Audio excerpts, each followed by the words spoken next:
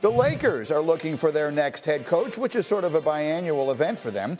Darvin Ham was fired by the organization Friday after just 2 seasons, both ending in playoff losses to the Nuggets. Did you hear Michael Wilbon on PTI after this news was announced? If you missed it, listen to this. You know what? I'm angry. I've known Darvin Ham for a long time. And you're right. He's a great guy. And he's a pretty damn good coach. Because he took a team that had done nothing the year before and missed the playoffs. And last year they got to the conference finals with him. And everybody had praise for him, including LeBron and Anthony Davis. And now all of a sudden I'm talking specifically to the two of them now. They blame him. Their public comments are inadequate. Let me just say this. If you want to be the GOAT, you want to tell everybody you're the GOAT, you're the greatest player of all time, you want to have it on podcasts, you want to have it, then take accountability like one. Do that. That's Michael Wilbon saying that the 2 stars in L.A. passed the buck, and whether they got the coach fired or didn't support him, one way or the other, if those 2 guys said, oh, we want Darvin Ham to be our coach, I think there's very little question he would still be their coach. Do you agree with Wilbon? No, look, I don't think it's as simple as it's one way or the other. I think personnel-wise, they were outmatched against Denver. Right. It was difficult for them to do. But I think there were a lot of questionable decisions. And I go back to this. After they won the play-in tournament, they had a lot of rotational issues. In-season tournament you're talking about. The in-season tournament. Right. There were a lot of questionable rotations that the Lakers had. I watched all their games. They went to a big guard lineup where you're playing Taurean Prince, Cam Reddish they were starting to bench. They benched D'Lo, Austin Reeves. They lost 10 out of 13 games. I think there were a lot of schematic challenges that LeBron was frustrated at. And look, I like Darvin Ham. I think at times Darvin Ham, it was hard for him to hold people accountable the same way. So how are you holding people accountable on a team with LeBron and AD? Are you holding them accountable? Ime Udoka was holding people accountable. I mean, Mike Malone holds people accountable. I think those guys weren't LeBron. And I'm not James. saying it's all Darvin Ham's fault. I'm not saying that at all. There's accountability on everybody. I think for a guy at that stage of his career where LeBron James is, you need somebody way more seasoned than just 2 seasons. Well, to help him get it when down they the stretch. hired Darvin Ham, he was so unseasoned he had 0 seasons. So, I mean, we knew that going in. Look, here's what I will say. I defer to your expertise on some of the decisions he made rotation-wise over the course of the season. I can't pretend I'm following it that closely day in, day out. But what I can say is the ultimate judgment of a coach to me is, did your team achieve more than, less than, or about exactly what you would have expected? And I would say they've achieved more than. He took that team to the conference final a year ago. This year, they just got the worst possible matchup, and they played Denver almost to a standstill in that first round. I don't think that anyone could look at Darvin Ham and say he didn't do a good job as that team's coach. That's one person's opinion. It's a classic scapegoat situation because the roster was flawed, especially in the competitive West. 47 wins is a reasonable achievement, but because of the midseason failures, they end up in the play-in. And if he's on the borderline of being fired going into that playoff series, they're ahead in all 5 games at the half. They only win 1 of them.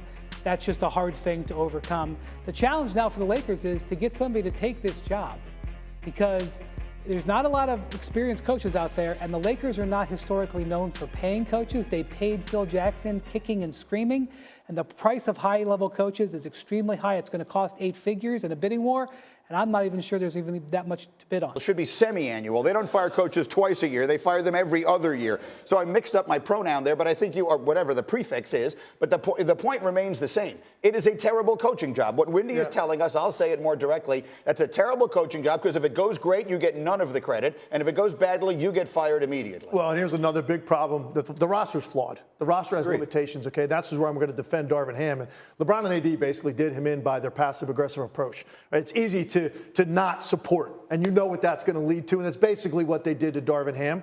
Here's the other problem with the job. You now have a situation where this team is not built to win in the regular season. So you're going to end up putting your season at the mercy of who you end up with in the first round, which is exactly what happened to them, because when you mess around and you're a play-in type team, you end up with the wrong team in the first round. This year it was Denver. Well, maybe next year it's Minnesota or Oklahoma City or Dallas adds another guy. Whoever it may be, if you're trying to come from that slot, your season's going to end pretty quickly. And you got a guy pushing 40 that's your best player. So you want to take the job. Big question for a coach is, hey, I don't want to do this just for 1 year or two. What's next for the Lakers? So whoever takes that job has to be thinking about that as well. What is the next iteration going to be that I'm going to be left to coach? Well, if it's 3 years away, it won't be your problem because you're going to get fired in 2 no matter what. That's what history tells us. Look, the bottom line of it is I'm going to throw names at you here, right? And then we're going to shoot them down. everyone says they want Ty Lue. Ty Lue. Right? Is that the guy they want? That would be my number one option. If he doesn't stay with the Clippers, because you're always questioning the availability of Kawhi Leonard, your other team's best player, I go for Ty Lue if you can get him. I turn to Windy. Not happening. Woj reported on Friday the Clippers want to extend him. Ty has indicated he'd like to extend there. Nobody has more money than Steve Ballmer. He's under contract next year anyway. Right. He pays coaches. Doesn't mean I don't want him. How about the? Oh, no, I get it. Now, who would be your next choice? I would try to go out there. Well, he just signed, but I would love Jason Kidd. Jason Kidd. Because of his relationship with LeBron. I turn to Windy again. In the last half hour, the Mavericks announced a multi-year contract extension with Jason Kidd. You got any other great ideas if for me? you're looking for a coach who's under contract somewhere else, it ain't going to be Ty Lue. It really ain't going to be Jason Kidd. So you're talking to me about like Kenny Atkinson. I would look at, if in the league, teams are watching the Detroit Pistons. The Pistons are looking for a new president of basketball operations. They haven't hired that guy yet. If that person gets hired, what happens with Monty Williams? Now, I know Monty has an $80 million 6-year contract, and maybe they bring him back. Maybe the person they hire brings him back. But if there's a coaching change there, just remember, Monty was offered the Lakers job several years ago when they hired Frank Vogel. He took the Suns job instead. I don't necessarily think this is going to happen. I don't even know if Monty would even want the Laker job, but I'm just going to say, if you're a Laker fan and you're dreaming of somebody else's coach, it ain't going to be Ty Lue, it ain't going to be Jason What about Kidd. Mike Budenholzer? It's going to take 8 figures a year, I believe, to hire Mike Budenholzer, so that's where you got to start with that. And plus, Mike Budenholzer typically wants to have a lot of say, a lot of control.